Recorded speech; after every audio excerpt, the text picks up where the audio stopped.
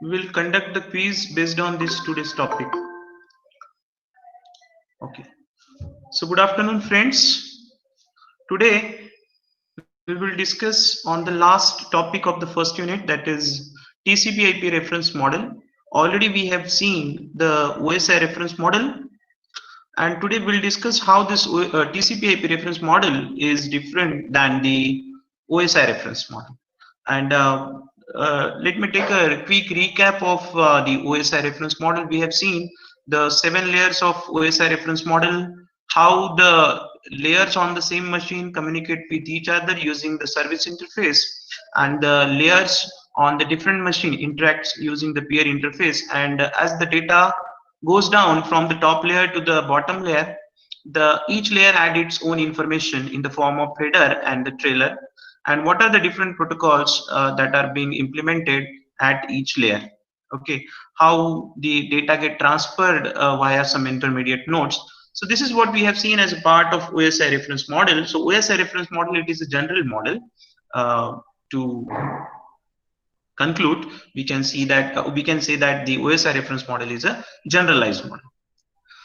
So first we'll see the TCP/IP reference model. Before we start the TCP/IP reference model, let me take a quick recap of what is the connectionless and connection-oriented communication.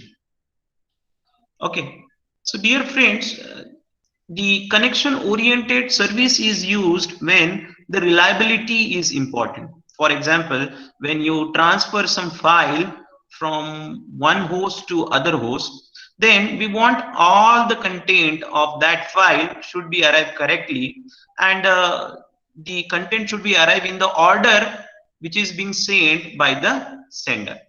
So that is what the connection oriented service, where the reliability plays an important role, or the service demands the reliable transmission of the data.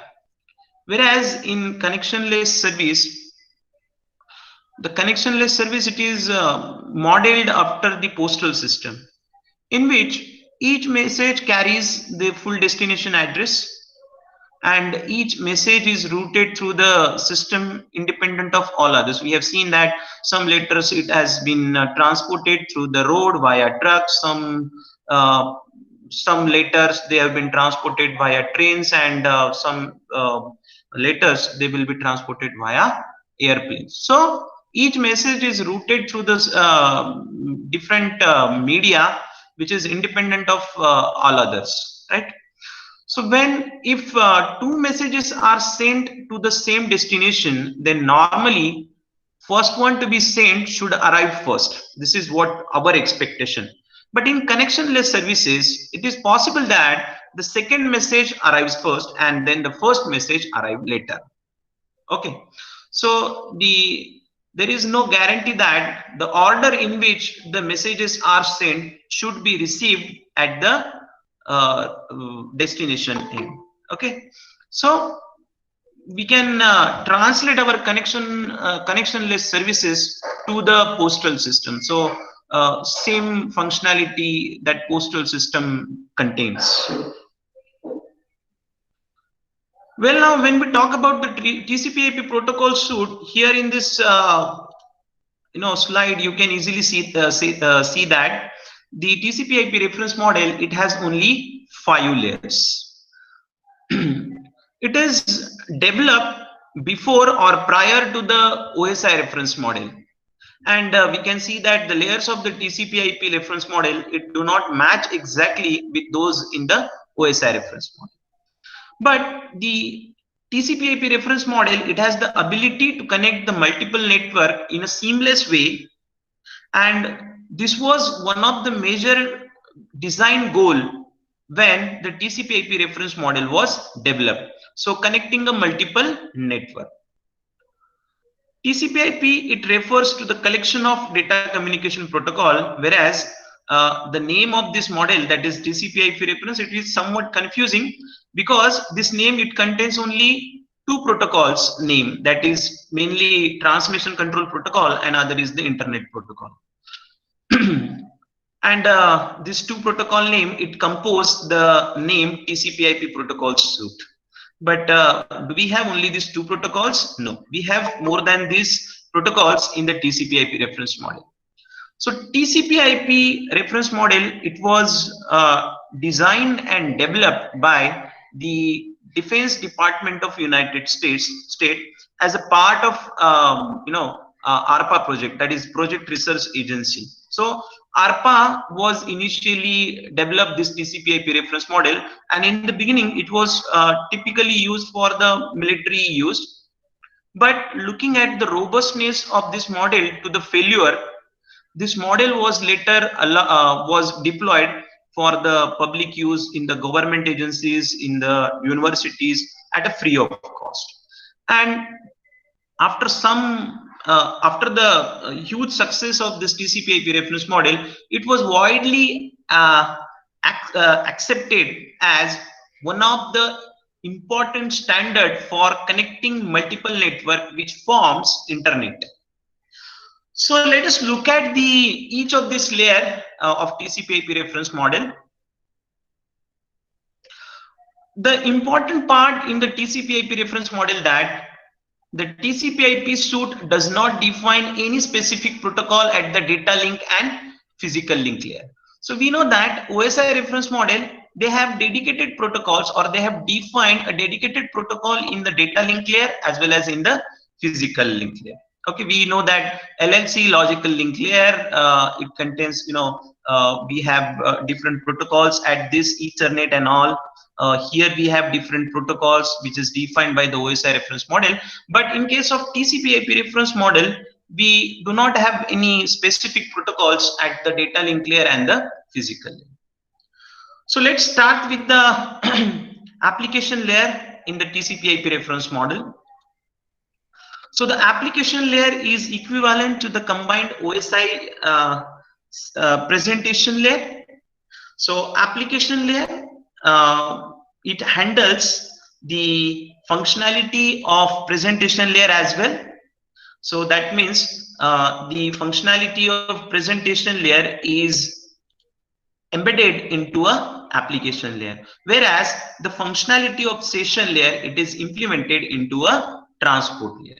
So that's the reason these two layers you cannot see in the TCP/IP reference model, because mainly these are not the important layers which actually creates the overburden or bottleneck in the layered architecture. And that is the reason when we are designing any network, it is expected that this design should be simple. So to make it simple, this presentation layer and session layer, their functionality, they have been implemented in the application layer and the transport layer. So the presentation layer functionality, we know that the presentation layer, it look after the semantics, then information security and the data compression. So all these three functions, they have been implemented in the application layer itself.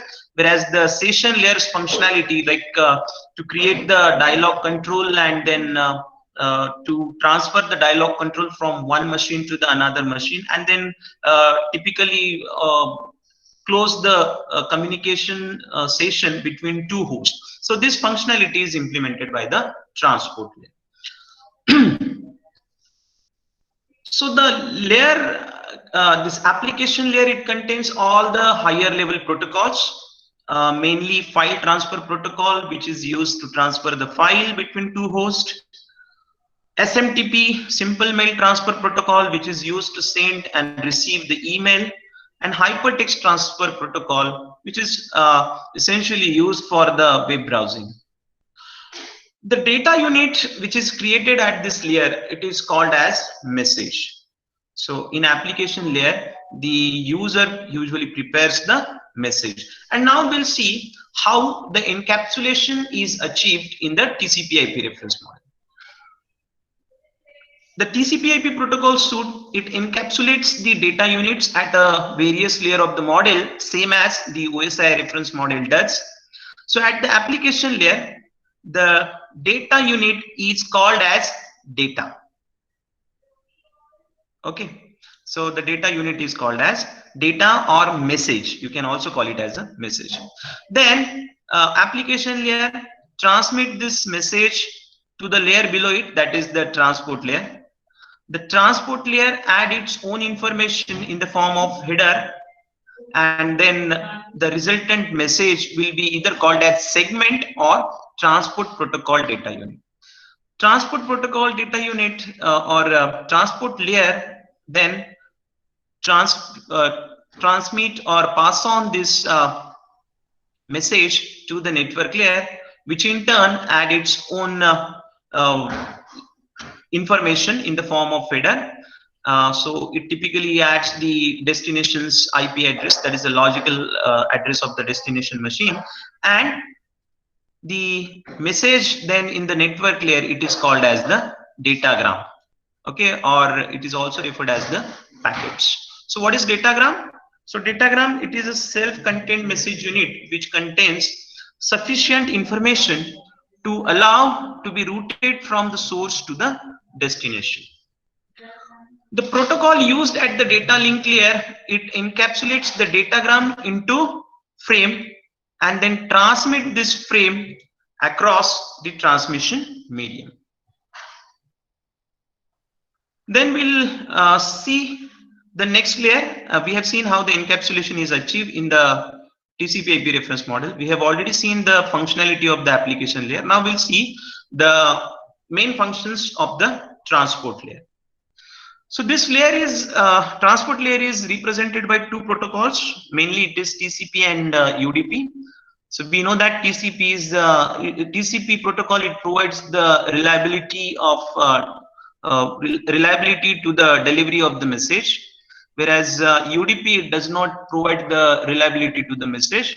So if you don't want the reliability and you want that is the data unit size to be larger, and if you want a high speed delivery, that is transmission of the message at the higher rate, in that case the user datagram protocol is used, and typically it is used when the medium of transmission is connectionless, whereas TCP is used for the connection oriented medium and it provides the reliability. We know that. UDP is simpler, but it is used when reliability and security are less important than the size and the speed, as I mentioned. So what are such applications where we do not need the reliability and security? So they are essentially the multimedia content, such as the audio streaming and the video streaming. So these are the two applications where the reliability and security are less important than the size and the speed of transmission, right? Since the security and reliability are essential for most of the applications, so for those applications, TCP is often used. So I do not go into the details of TCP and UDP because we have already discussed it, but to explain it in a nutshell, we know that TCP is a reliable connection oriented protocol which allows the error-free transmission. So at the receiving, the incoming byte stream is fragmented into a number of shorter messages, and these are passed on to the next layer in the transport layer. So at the receiving end, the peer transport layer, it reassembles the message into an output stream.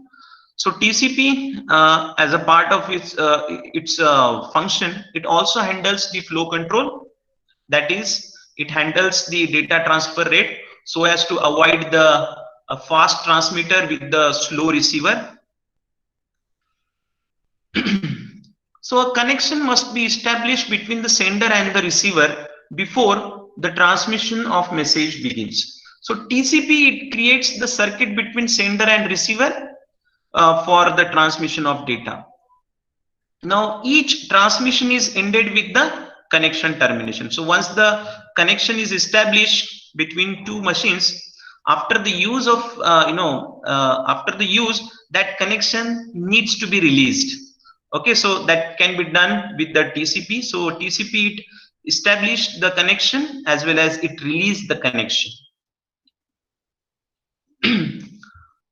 Now, what are the other functions of the transport layer? So each segment created by the transport layer, it includes a sequencing number for reordering after the receipt, an acknowledgement ID number, because destination host, if the sender and receiver, if they are agree upon the use of TCP on the connection oriented network, then destination host, it send back the acknowledgement of the message sent, right? So the transport layer, it keeps the track of acknowledgement number, ID numbers. It keeps the track of sequence number for each of the segment after reordering at the destination side. It also contains the source address, destination address. It performs the checksum for the error detection, and so on. So these are some of the functions of transport layer. Now, the next layer is the network layer. This network layer today, for when the TCP/IP reference model is discussed in the context of business, this layer is called as internet layer. So the network layer in TCP/IP reference model, it is also called as internet layer. Now we'll see what is the internet layer functionality. So the network layer in the TCP/IP reference model is also referred as internet layer. So the inter-network protocol is an unreliable and the connectionless protocol. Remember, it is very important. So the internet protocol in a TCP/IP reference model, it is an unreliable and connectionless protocol. So it offers best effort delivery services where no error checking is done.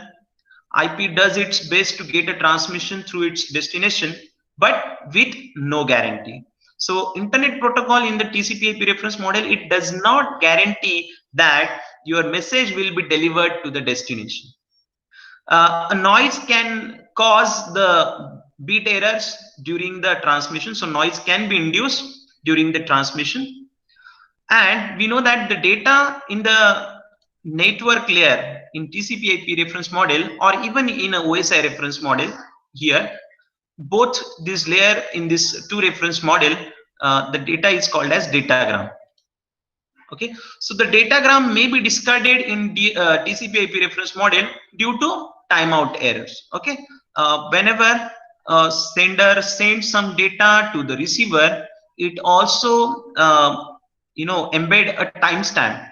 Okay, that means a timer is embedded within the message. That means, for example, 1 second or 2 seconds. It instructs the implementation that the message should be reached within 2 seconds to the destination host. Okay, so if the message had some delay in reaching to the host, then in that case, in TCP/IP reference model, that message will be dropped on the network. Okay, so TCP/IP reference model, because of that, does not guarantee the transmission of message to the host. Okay. So the example of the best effort delivery service, which is one of the function of the internet layer, it is equivalent to post office example, what we can say. So internet protocol in the internet layer, it transport the data in packets which are called as datagrams. Each datagram is transported separately, and datagrams can be of variable lengths. Okay, so each datagram may travel along the different routes and may arrive out of sequence. Okay, so if IP does not keep the track of routes, so internet protocol, it does not keep the track of route which is followed by the different packets. And even the internet protocol in the internet layer of TCP/IP reference model, it does not provides any facility to reorder the datagrams once they arrive. So which layer performs the reordering of the data units? So the TCP protocol in the transport layer of the destination do this task. So TCP protocol in transport layer of destination performs the reordering of data units. So a datagram, it contains a header and data. The header contains a number of fields which includes the source and destination address. Then that's it, and we know that this link layer, what are the functionality of link layer? So link layer, it typically holds the address of the intermediate nodes. That is also same here. Even the functionality of physical layer, we know that the physical layer, it is responsible for transmission of bits over the transmission medium and so on. So it performs the encoding of bits, and then it also performs, sometimes it performs the multiplexing, which combines the several signals into one signals, and at the receiver's end it performs the demultiplexing. So the functionality of link layer and a physical layer, it is same as we have seen the functionality of link layer and the physical layer in the OSI reference model. So that the functionality is same. Now if I talk in the context of today's TCP IP reference model, which is used in the business, then the functionality of this two layer, it is let me go back and take a pen. So the functionality of this link layer and the physical layer in TCP IP reference model, it is combined together in a new TCP IP reference model, which is used for business purpose. Because the textbook which we are referring for this concept, TCP IP reference model, it was, it was launched way back in 2001 or 2000, right? So later on, recently, if you search on the internet, you will find that the TCP IP reference model, it has only 4 layers. So how 4 layers? So this functionality of link layer and physical layer, they have been combined together, and a new layer is introduced, which is called as host to network layer. Host to network layer. Okay, so it's very dilemmatic condition that what to assume. Okay, because we are belong to a education community. So if a question comes in an exam that how many layers that TCP IP reference model, we're supposed to give this answer 5. But in the interviews, or you can say that after a final year, if you are facing any placement drives or any interview, you're supposed to give the answer 4, because today it is expected that the TCP IP reference model contains the 4 layer, and we know that why 4 layer. The functionality of this physical layer and the data link layer, it has been combined into a new layer, which is called as host to network layer. Okay, so that's it. Now we'll that's it from the TCP IP reference model. So in all, we can say that the at some point of time, or at some point, we can say that the functionality of OSI reference models layer and the layers of TCP IP reference model functionality is roughly same, roughly similar, not same, roughly similar. But in a context of comparison, we'll see how these two reference model are differ from each other. Now the first difference is that the OSI reference model, it makes the clear distinction between the services, protocols, and interface. So in OSI reference model, we know that each layer performs some service for the layer above it, and a layer interface tells the process above it how to access that service. So it specifies what the parameter are and what result to expect. The protocol used in the OSI reference model in a layer are used to get the job done. Okay, so protocol implements the functionality of that layer. But this is not the case in OSI reference model. So OSI reference model, it does not specify, or it does not make the clear distinction between the service, interface, and what are the protocol used. It does not make any distinction. It do not define specifically about what are the service interface, what services that lower layer provides to the above layer above it, what would be the service interface, what protocol that each layer implements. So this is not clearly defined in the TCP/IP reference model. The second difference is that, which is very easy to understand, OSI reference model, it contains 7 layers. So 1, 2, 3, 4, 5, 6, 7. Whereas the TCP/IP reference model, it contains only 5 layers. Okay, this is second difference. Then both network, transport, and application layer are same in both of this. If we compare this layer, but these two layers are not present in the TCP/IP reference model. Rest of the layers are there. OSI reference model, this is very important. This is very important. I'll take a new slide and I will write these differences so that you can understand. OSI, and then we'll take TCP/IP. So the first difference is clear distinction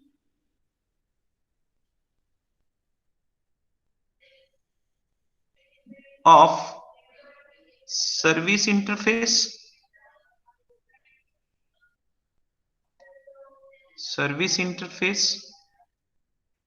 protocols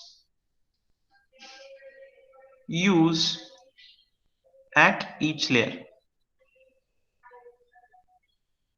Whereas TCP/IP reference model, it does not define service interface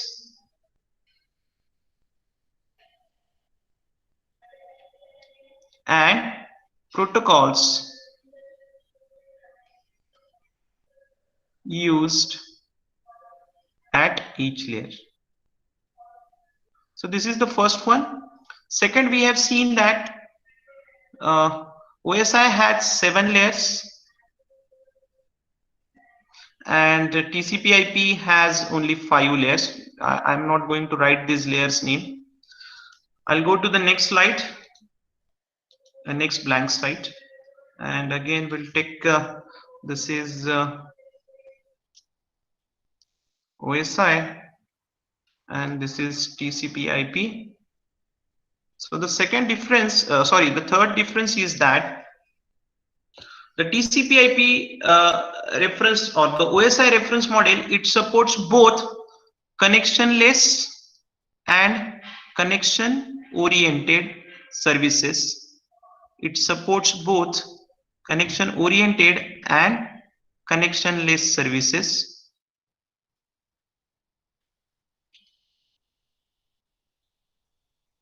On the counterpart, TCP/IP reference model, it supports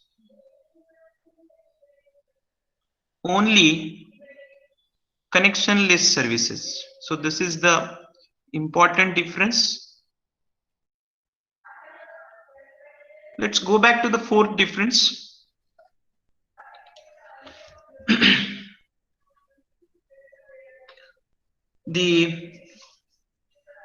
The protocols are hidden in OSI reference model, and we can add and replace the protocols as and when technology change.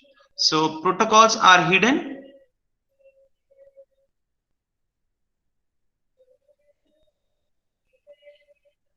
where the protocols are not hidden.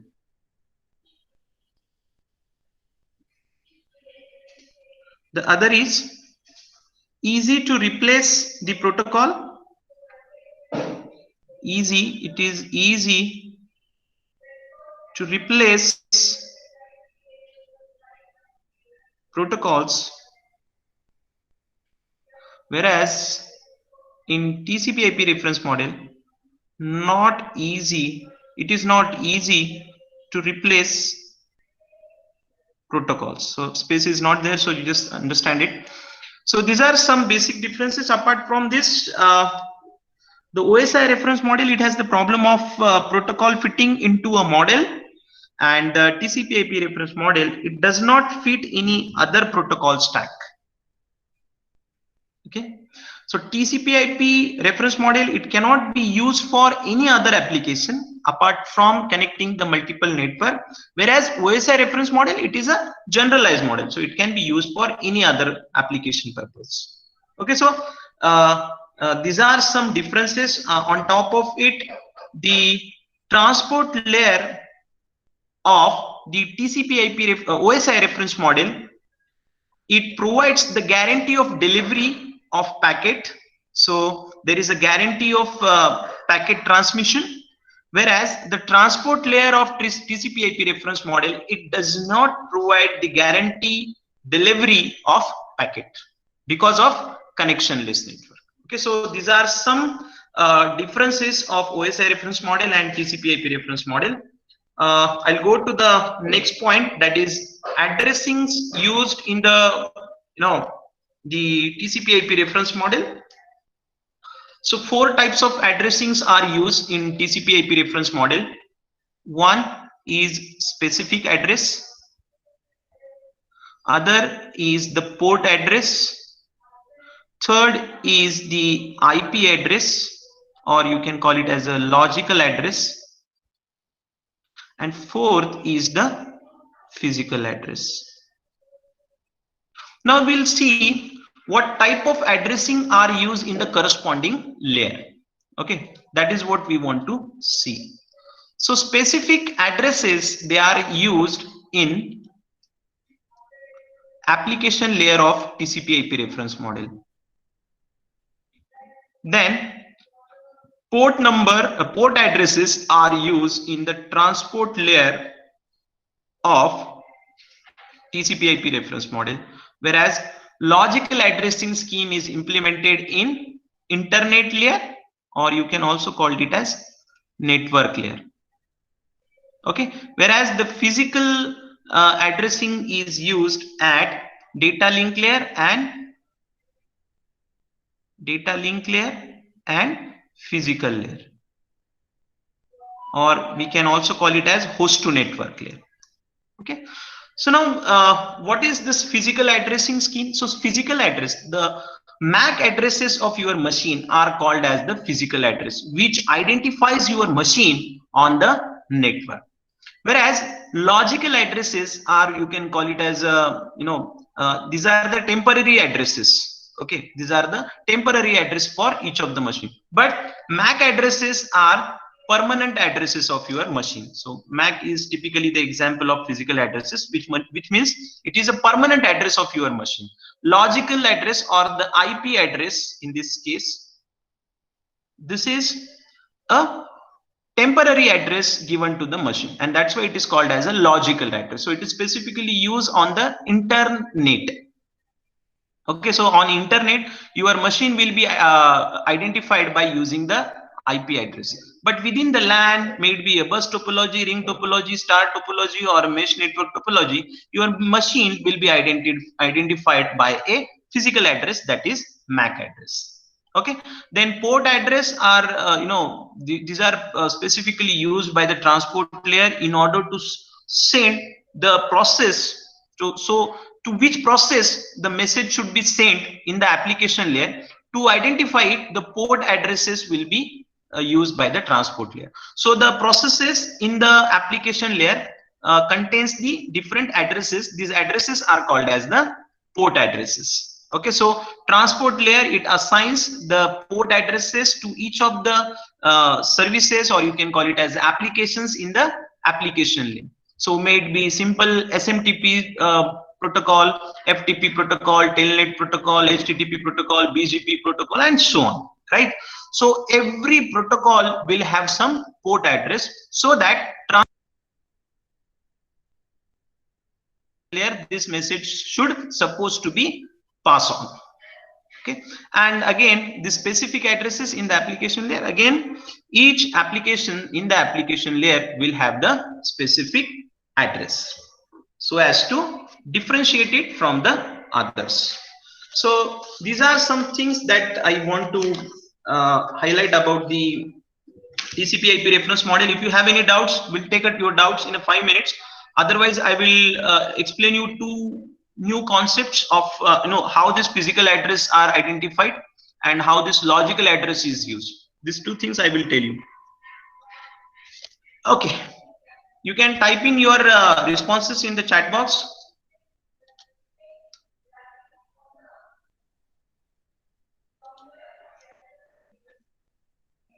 Yes, type your questions in the chat box or unmute your mic and please go ahead with your question. So I want to highlight these two addresses. I will just quickly go to the first address, that is physical address. Let's say that these are the 4 machines which are connected by in a bus topology through a single cable.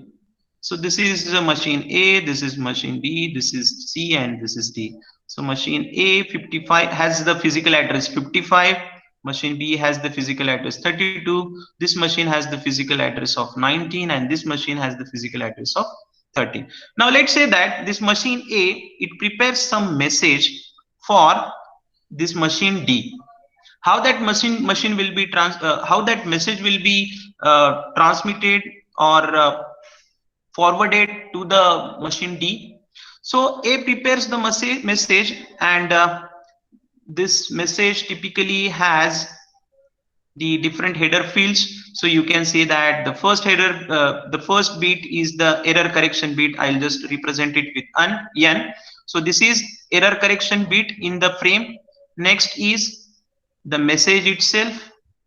The third field is the source address, and the fourth field is the destination address. So source address, we know that is 55.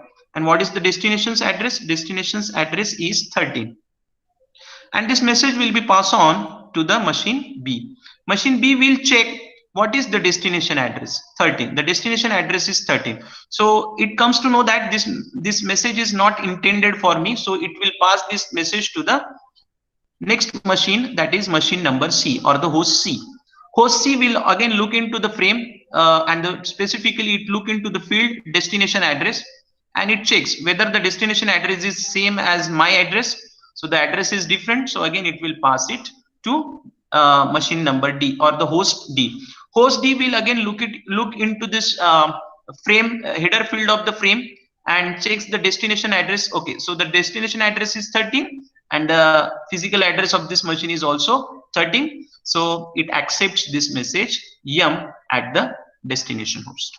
So this is one thing, how the physical addresses are used, that is the MAC addresses are used. So MAC addresses are typically used in the local area network or in a single network, okay, to identify a machine. But when you are on the internet, when your machine is connected to the multiple networks, the MAC addresses are not used. They are the logical addresses are used, and typically they are IP addresses, Internet Protocol IP address. Let me quickly go to the next slide and let's see how the TCP/IP reference model does not provide the reliability to the reliable delivery of the message. Let's see that this is the network layer of my host A, and this is the network layer of host B. Okay, this is my host B. Now let's say that network layer has prepared this message yum.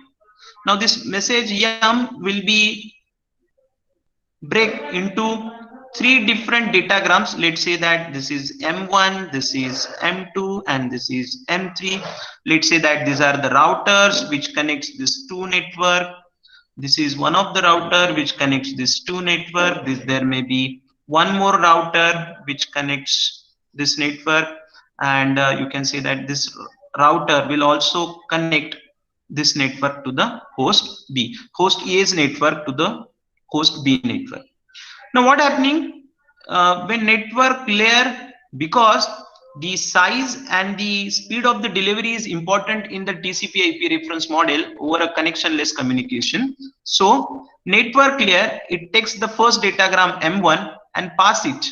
So let's say that this is R1, this is R2, this is R3, and this is R4. So maybe first packet M1, it will be transmitted to the host B over this route. And it reaches to the host B. Maybe, so all these three datagrams, they will be simultaneously transmitted. So maybe it is possible that M2 will take this route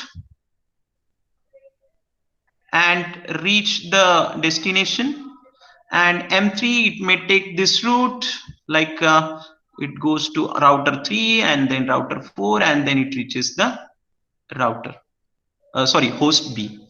So it is possible that during this transmission, maybe this datagram M2 will arrive first at the host B, then M3 will be arrive, and then M1 will be arrive. Okay, so because the transmission route of every datagram or every packet is different or it is independent of other, so we does not guarantee the ordered delivery of messages at the destination. So it may be possible that ये जो message 2 है ये पहले आ जाएगा network पे, ये host B पे, उसके बाद आएगा M1 और उसके बाद आएगा M3, और maybe M3 first आ जाएगा, उसके बाद M2 आएगा और उसके बाद message M1 आएगा.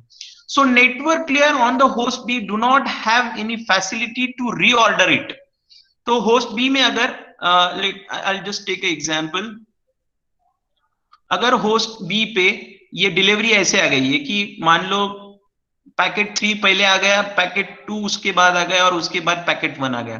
So network layer of host B it will pass on this datagrams as it is to the transport layer, that is the layer above it. Then the TCP protocol in the destinations machine will reorder this messages. So then it reorders that first M1 and then M2 and then M3, and then after reassembling these packets at the transport layer, it pass it on to the layer above it, that is application layer. So that's it from this presentation. I will share the quiz 1.7 for this. So just give me a moment, and we will take only 2 minutes to share this. So this quiz is based on this topic. So can you attempt this quiz?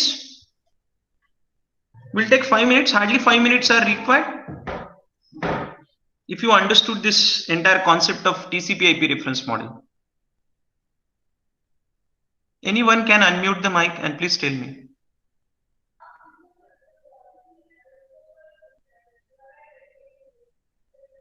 Anyone?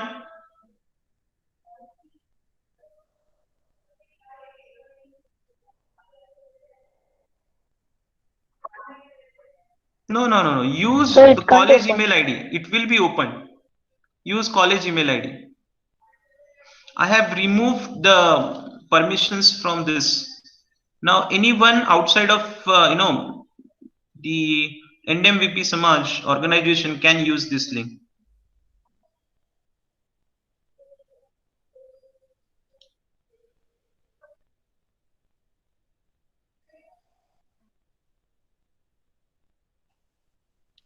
Everyone has this problem? Everyone has this problem? Okay. Who has problem? Priyanka, Vidhate? Can you solve this now?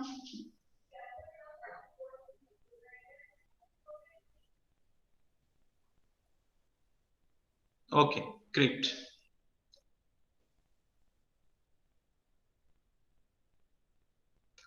If Priyanka, if it is not opening, Priyanka, Vidhate, then please share your email address. I will send it to your email address. So the link of this quiz 1.7 will be emailed to you. Opened. Okay, good. Who has problem in opening this quiz? Attempt it immediately. Start attempting it. I will randomly ask anyone.